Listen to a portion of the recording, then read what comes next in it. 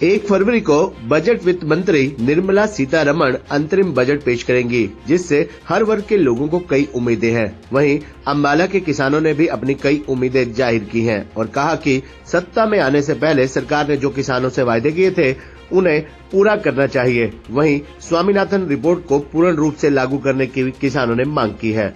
आपको बता दें कि 1 फरवरी 2024 को वित्त मंत्री निर्मला सीतारमण अंतरिम बजट पेश करेंगी। इसी साल आम चुनाव होने वाले हैं और वित्त वर्ष 2024-25 के लिए पूर्ण बजट नई सरकार के गठन के बाद पेश किया जाएगा।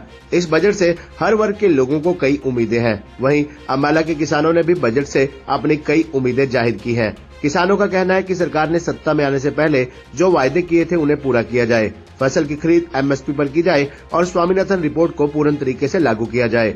वहीं उन्होंने सरकार से किसानों के कर्ज को माफ करने की भी मांग की है। किसानों का कहना है कि जिस तरह सरकार ने बड़े पूंजीपतियों के कर्ज माफ किए हैं, उसी तर्ज पर किसानों का कर्ज भी माफ होना चाहिए और बाढ़ में हुए नुकसान को लेकर भी किसानों की मदद करनी चाहिए।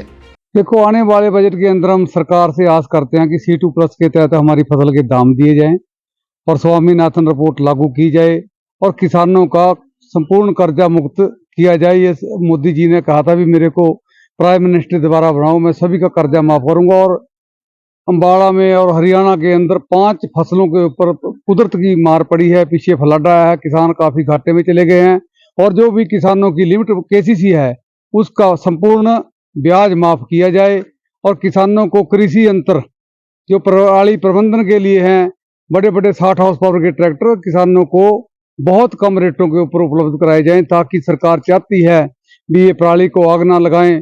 उस पराली प्रबंधन के लिए किसानों के पास बहुत कम कैपेसिटी के ट्रैक्टर और साधन है, जिससे पराली का समाधान नहीं हो सकता। हम उम्मीद करेंगे सरकार तक ये बात जाए और सरकार इन समस्याओं का हल करे और जो भी हमारी मांगे हैं वो जायज मांगे हैं। और किसान होने के नाते किसानी दर्द के बारे मैं इस मोदी सरकार को बहुत ज़्यादा दुखी हृदय से कहना चाह रहा कि जो किसानों के साथ इस सरकार ने जुल्म किया वो इतना होना चाहिए, क्योंकि हमारी फ्लड के अंदर फसल तबाही हुई और हमारे मकान गिरे और बहुत कुछ हुआ जिसका कोई आज तक का इन सरकार ने कोई एक्शन नहीं लिया, कोई विचार नहीं कराया, कोई सोच नहीं की। उसके बाद बड़े सरमाएदारों को इतना कर्जा माफ करें। ऑल इंडिया के सारे 12,000 करोड़ का कर्जा है, वो 8,000 करोड़, 12,000 का अडानी अडानी सब का कर रहे हैं, हमारा 8,000 करोड़ का भी नहीं माफ करते।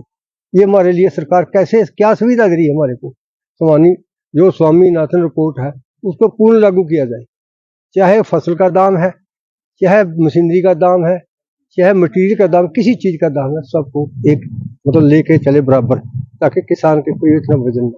आने वाले समय में जो सरकार बजट लेके आएगी, हम ये उम्मीद करते हैं कि किसानों के लिए उसके बारे में काफी कुछ होना चाहिए। अगर सरकार किसानों के प्रति संजीदा है, क्योंकि सरकार ने किसानों के नाम पर सरकार बनाया, सरकार ने किसानों के नाम पर सरकार बनाई और वोटें ली हैं हमसे। और जब 2014 में पहली बारी मोदी सरकार आई थी और उसके बाद हमारे हरियाणा में खट्टर सरकार आई है, तो उनका पहली कलम से एक वादा था कि हम 2022 में किसानों की आय दुगनी करेंगे। अब हम इस बजट में ये उम्मीद रखते हैं सरकार से कि अब करी जाए, हमारी जो आय है किसान की दुगनी की जाए, क्योंकि इन्होंने बोला था और इन्होंने बोला था कि स्वामीनाथन आयोग की रिपोर्ट लागू करेंगे।